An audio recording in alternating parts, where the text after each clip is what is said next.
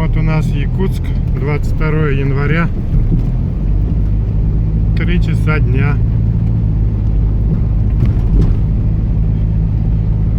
Днем минус 50 где-то стоит.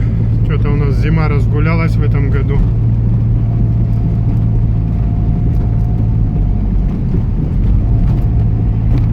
Вот так вот все двигаются в тумане.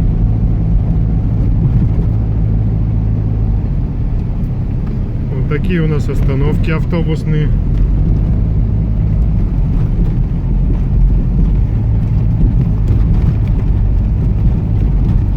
Но раньше было много теплых остановок.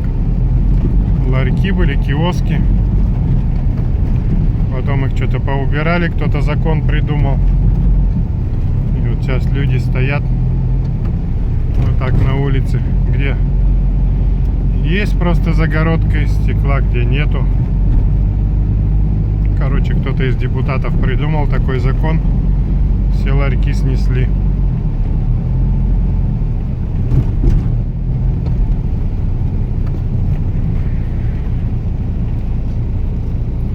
Вот такие вот у нас остановки в основном.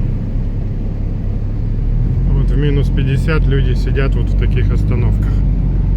Ждут автобус свой. Еще некоторые умудряются в телефонах ковыряться в ожидании. Вот такие вот дела.